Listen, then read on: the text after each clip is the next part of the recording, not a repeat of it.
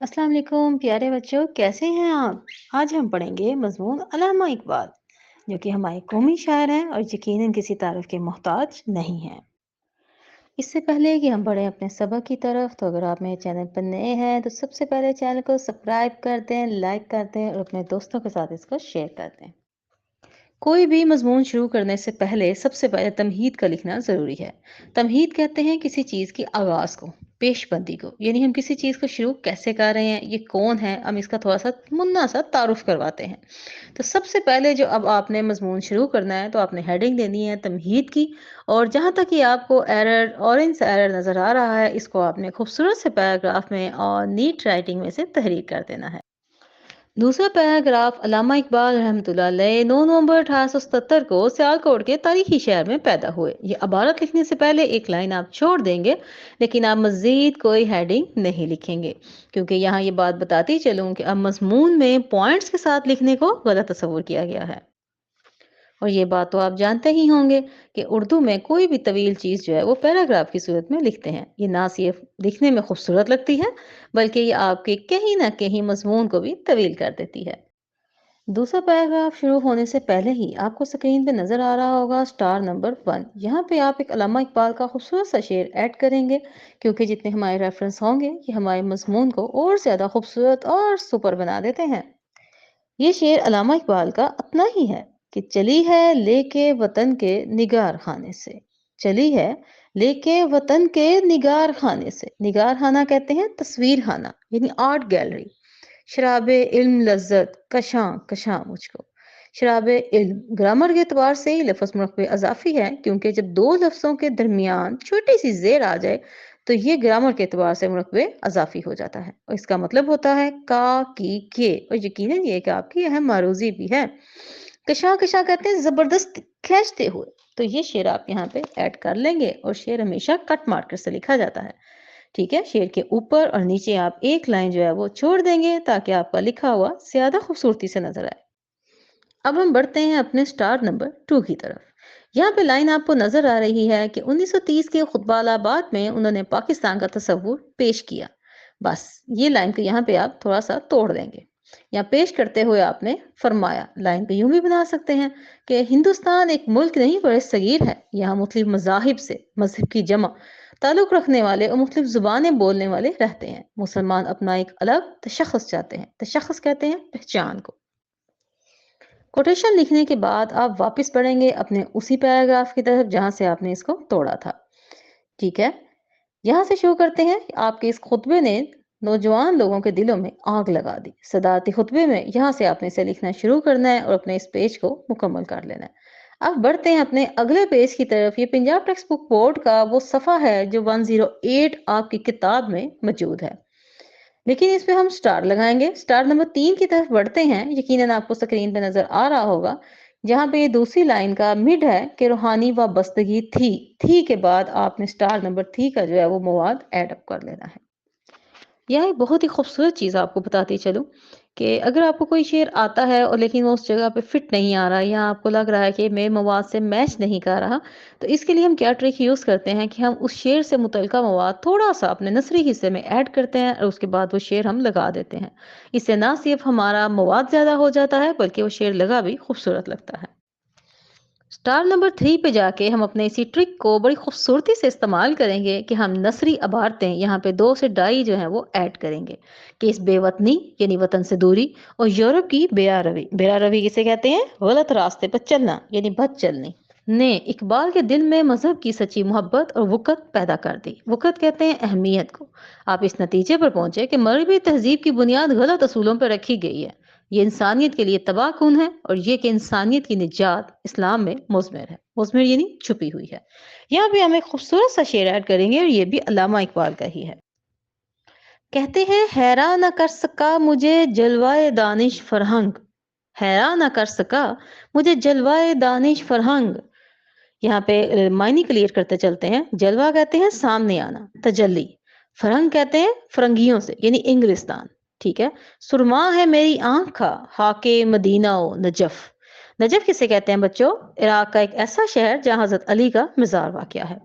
اب یہ لفظ آ گیا مدینہ و نجف، واو آ گیا دو الفاظ کے درمیان تو بتائیں گرامر کے اعتبار سے کیا ہے؟ شاباش، یہ مرکب عطفی ہے کیونکہ یہ واو آ گیا۔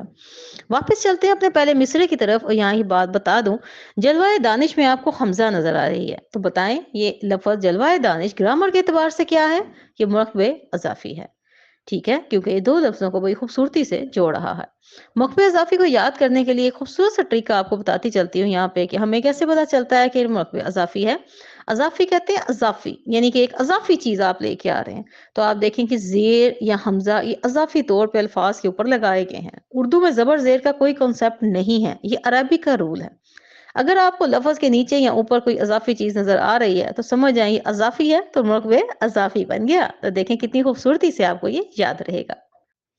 یہ شعر بھی آپ کٹ مار کر سے لکھیں گے اور اس کے بعد آپ اپنا پیراگراف یہاں سے شروع کریں گے کہ خودی اور خود شناسی، یہاں سے لے کے نیچے تک جہاں پہلا پیراگراف آپ کو ختم ہوتا نظر آ رہا ہے کہ متحد ہونے میں ہی نظر آتی ہے۔ نیچے جو شعر ہے وہ آپ اسے کاٹ دیں گے اور علامہ اقبال فرد و جماعت کے رابطے اس لائن کو اوپر کی سے آگے ہی شروع کریں گے۔ اب شعر کاٹنے کا مقصد کیا ہے بچوں، کہ اتنے تھوڑے مواد کے بعد بار بار ریفرنس نہیں دیتے کیونکہ پھر مواد کی کمی نظر آتی ہے۔ اسکرین پہ آپ دیکھ رہے ہیں کہ دو اشعار کے درمیان صرف 1.5 عبارت لکھی گئی ہے، لیکن جب ہم اسے لکھیں گے تو یہ بہت ہی قریبی ایک ریفرنس بن جائے گا جو کہ مناسب نہیں ہے اور کبھی بھی ایگزامینر اس چیز کو اچھا نہیں سمجھتا۔ اسکرین پہ موجود پیج جو آپ کو نظر آ رہا ہے اس میں آپ نے تیسرا شعر جب آپ نے اسے لکھ لینا ہے تو اس کے بعد جو لائن آپ کو کٹی نظر آ رہی ہے وہ آپ نے کاٹ دینی ہے۔